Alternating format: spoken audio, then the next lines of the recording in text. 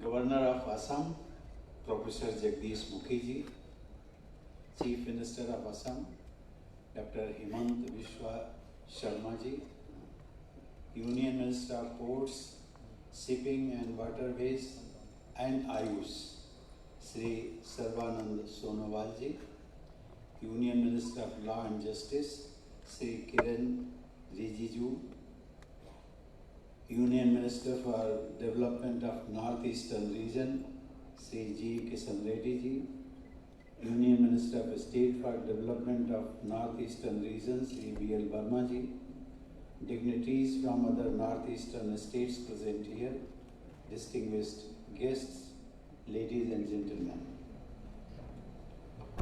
It is my pleasure to be here among you for the valedictory function of the Azadi Ka Amrit Mahotsav for the Northeastern states. The celebrations have been on for about a week in the state capitals and also in the districts. Political leaders, government employees, students, farmers, civil society, sports persons and others have made the event a great success. I would like to heartily congratulate the Union Minister for Donors, the governors and the chief ministers of all the northeastern states, and especially the people of the region for their enthusiastic participation. I am impressed by their spirit of "Hum kisi se kam nahi." Ladies and gentlemen, it is my impression that in the recent years we have been connecting with history, especially of the national movement, more than ever before in recent decades. We held year-long celebrations of the 150th birth anniversary of Mahatma Gandhi in 2019. The young generation in particular had an opportunity to rediscover the values that the father of the nation advocated. Then we began celebrations of the 75th anniversary of our independence. I am pleasantly surprised by the people's widespread participation in various events organized under Azadi Ka Amrit Mahotsav.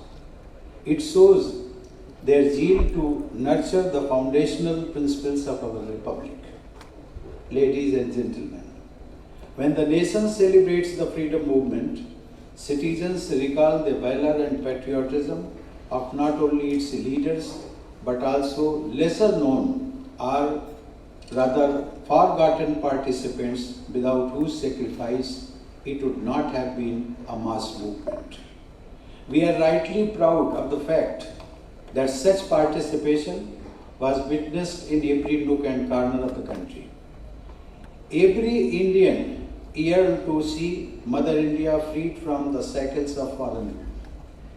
The Northeast region was second to none when it came to joining the struggle for freedom. Ladies and gentlemen, in those days when tools of communication were limited, the Northeastern region was not so well connected with most other parts of the country, and yet it was not cut off from the patriotic undercurrents elsewhere. Assam, in particular, played a significant role in the freedom movement right from the early stage. People in this state, as well as in the neighboring states, had responded enthusiastically to Gandhiji's call for non-cooperation, civil disobedience, and finally the Quit India movement. Netaji Subhash Chandra Bose called for a militant struggle to win independence had an exceptional resonance in this part of the country. On April 14, 1944, the Azad Hind Fauj had captured Moiran in Manipur from the British Army and hoisted the national flag as a mark of victory for the first time in Indian soil. I had the privilege to visit the Eye War Memorial in Moirang on November 22, 2017 to pay my respect to those fighters who laid down their lives to secure freedom for us. Ladies and gentlemen, when we celebrate the 75 years of independence, when we recall the magnificent episodes of our freedom movement, when we think of the life and work of our great leaders, we do so in order to gauge where we stand today as compared to their dreams. We do so in order to learn more about their vision and be inspired from their struggles to build a better tomorrow. Ladies and gentlemen, when our nation won independence, the northeastern region was vastly different from what it is today.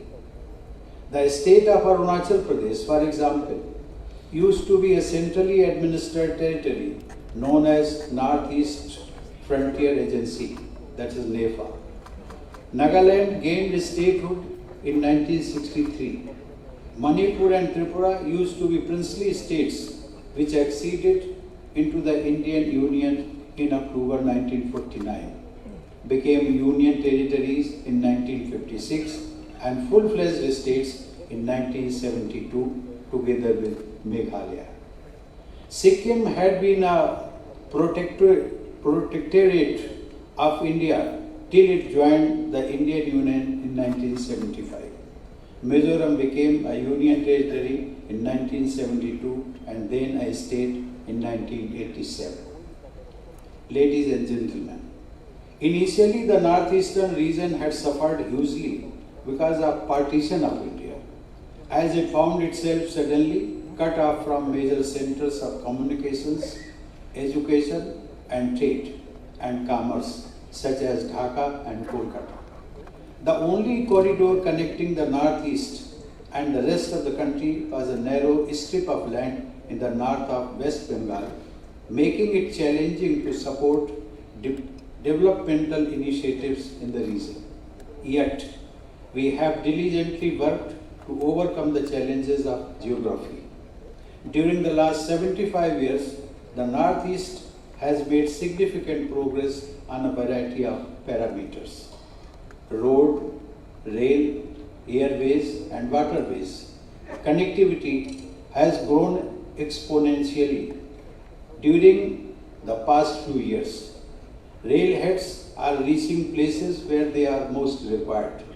All state capitals will eventually be connected by rail. Interstate and intra-state air connectivity is now a reality with many airports operational and smaller aircraft connecting these capitals. Electricity supply has also reached the villages that were left out so far.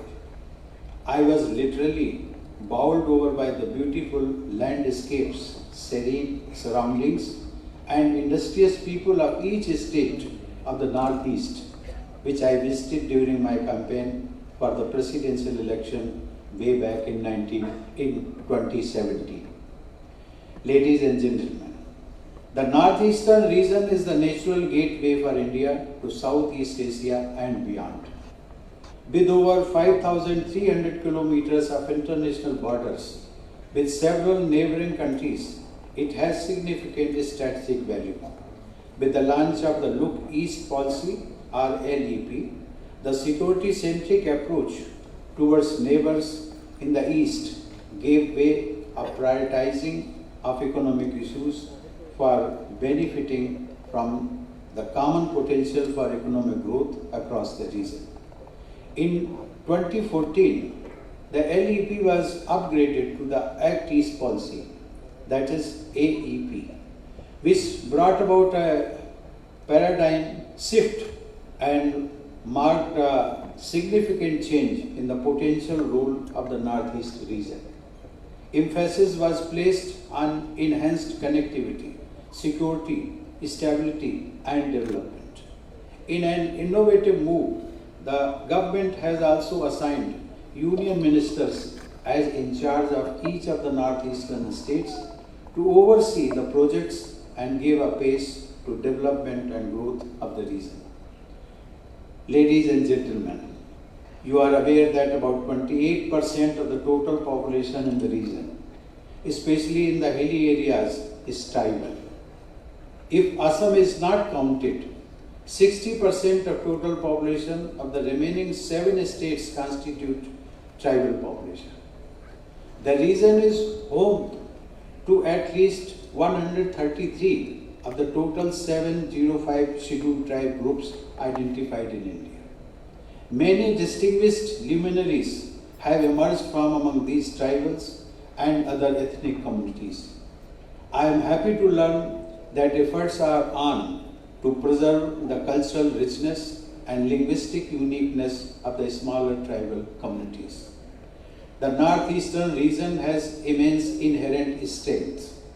What it offers in terms of tourism, horticulture, handloom, and sports is often unique.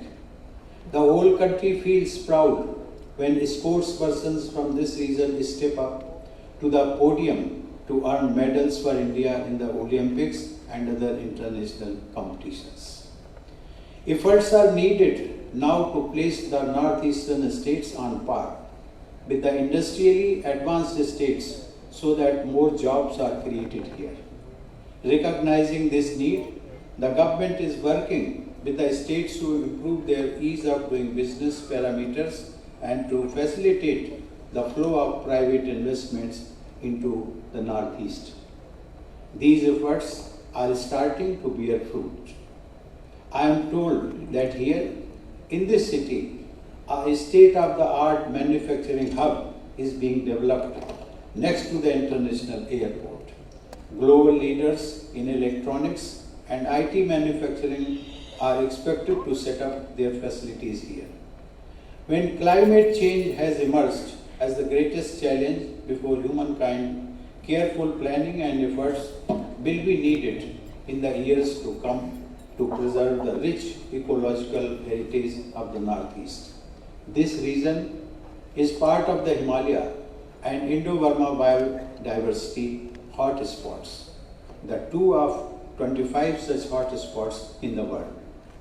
Development choices for the region must therefore integrate relevant strategies for natural resource management, green industrial and infrastructure development as well as sustainable consumption patterns. Ladies and gentlemen, with Azadi Ka Amrit Mahotsav, we are now moving into the Amrit Kal, that is the final quarter of the first century of independence. 25 years later, when we will celebrate the centenary of freedom, I am confident that the Northeast will have gained further momentum on its journey to development. With greater physical and IT connectivity, improved health and education facilities, increased trade and growing economy, the region will surely have emerged as an engine of growth for the entire country. Ladies and gentlemen, as per Vastu, which is a part of Indian culture, the northeast direction is always considered to be very auspicious. And I firmly believe that the northeastern states will bring about prosperity and success of our entire nation. The geography of the northeastern states one day is going to pave the way for creating a new glorious history of our country. My best wishes to all of you for this transformational journey. Thank you. Jai Hind. महोदय, आपके ज्ञानवर्धक शब्दों के लिए बहुत बहुत धन्यवाद। देवियों सज्जनों, अब हम राष्ट्रगान के साथ इस कार्यक्रम के समापन